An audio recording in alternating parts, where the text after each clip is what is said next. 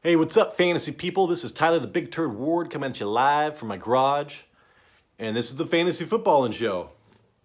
So today's episode is the Week 3 Fantasy Footballin on a Budget episode, and so that is the the big waiver wire ads for this week, and how much to spend on them because we use Fab, free agency budget, $100.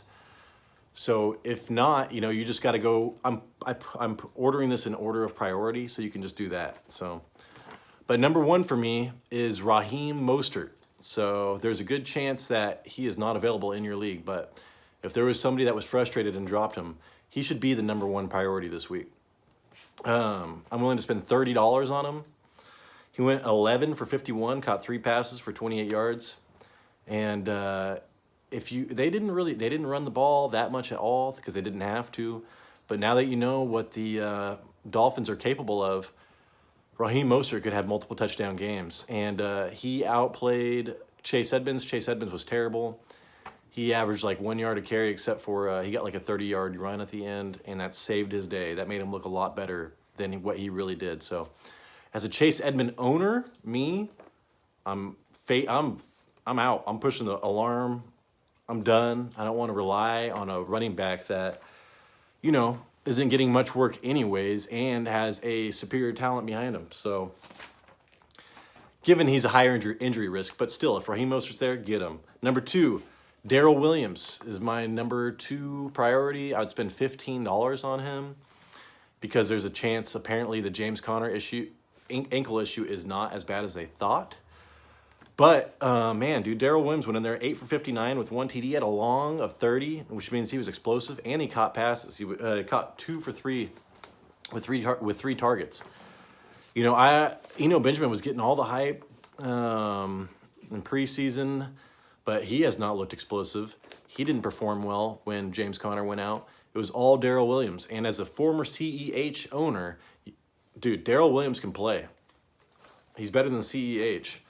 So I could see Darrell Williams maybe being the dude in Arizona eventually, or being a 50-50 time split with James Conner. And if Arizona ever gets their stuff together, that will be a very valuable position. Number 3 for me, Jamaal Williams. He's on our waiver wire. He's always on a waiver wire. He was all last year. He's doing the same thing this year. DeAndre Swift is not getting all the work.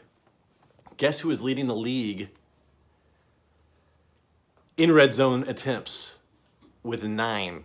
It is Jamaal Williams. So the Lions look like they can move the ball, and he is their goal line back. They want to preserve Swift. So Jamaal Williams, man, you're looking at, he went 12 for 53, caught a pass. So he catches passes. He's going to get like 50 yards and a good chance for a touchdown every game.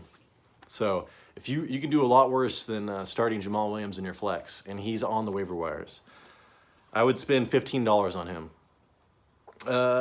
Number 4, Jakobi Meyers. I watched this game. If he's on your waiver wire, pick him up and start him in your flex, or just such a safe floor. If he catches a touchdown, which is very rare for him, he is a great running. He will be a great wide receiver. He went 9 for 95 on 13 targets that game. And Aguilar got the big stuff, but you can't depend on Aguilar.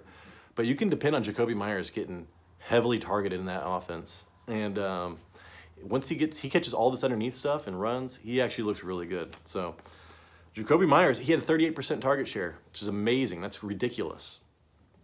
Next up, number 5. Fantasy darling. In the past couple of years, Sterling Shepard. So Sterling Shepard and Daniel Jones have had a connection since they began together. They went 6 for 34, which is not much, but he had 10 targets in that game, which is a 28% target share-ish, and that's amazing. So if you know anything about Sterling Shepard, he's going to be like a Brandon Cooks. He's going to be like the only dude on that team that gets all the targets. So touchdowns are probably going to be rare because he's got Daniel Jones throwing him the ball, but Sterling Shepard is a really good PPR play. It's going to be. I like Sterling Shepard. I'd spend $15 on him because I see him. That's a year-long thing with him. And then next up, Jahan Dotson. He's still sitting on our waivers. Caught 2 touchdowns the first week. Touchdown last week. 4 for 59 on 5 targets. So, I mean, the scary thing is that you've got Samuel ahead of him. You've got McLaurin ahead of him. So he's the third option. But he is a rookie. He's getting targets. And he's getting red zone targets. So, and he's executing them very well. So, until something changes, you want to ride the Dotson train, man. You could start him in a flex and maybe get, like 50 yards and potential for a touchdown every game, 5, 6 targets. But what he's getting is red zone targets, so that's very valuable. But you have to depend on Carson Wentz, so it might be a roller coaster all year. Same team. Next up, Logan Thomas. Dude, great tight end, athletic tight end. 3 for 37, 1 touchdown on 5 targets. He's kind of like the, Dotson, getting the Dotson production, but he's a tight end, which is a wasteland this year. So if you're looking for a tight end, I'd be willing to spend, $10 on Jahan Dotson is what I'd spend on him, and I'd spend $5 on Logan Thomas because there's some other tight ends I still like better. Not better, but reasonable. But Logan Thomas, man, he's going to get end zone targets, and he's going to get, around 5 targets a game. So you can do a lot worse than starting Logan Thomas as your tight end. And he's on the waiver wires. Speaking of which, I like this guy more because I was hyping him up all preseason. Evan Engram, 7 for 46 on 8 targets. Even in a positive gain script, he got 27% target share. So, Jags were up, and they didn't need to throw the ball. And he still got the ball. Evan Engram is going to be involved for a tight end. He's going to catch a couple touchdowns this year. I wouldn't want to know when. But he's going to be getting you, 6 to 7 catches a week, 60 to 80 yards a week. Dude, that's like amazing right now if you know anything about tight ends. He might outscore Kyle Pitts. I'm still trying to trade for Kyle Pitts, so we'll see how that goes. So Evan Engram, man, I just spent $1 on him because nobody really cares about him so far. I think people just have such a bad taste in their mouth from previous years that they're not going to want to spend up for a little bit. Isaiah Pacheco, 2 for 6, but man, he gets the important goal line yards, goal line situations for the Chiefs.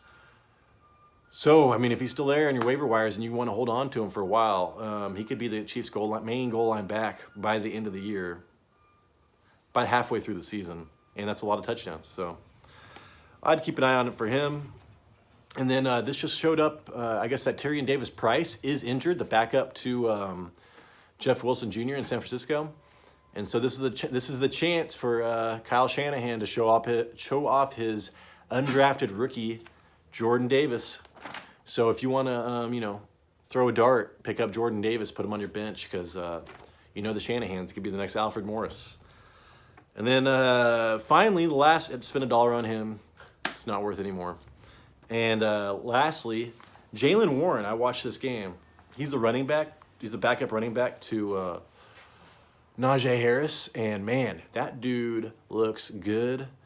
He just goes, he's north and south. He just plows through people. If somebody's all dancing around, that's Najee Harris.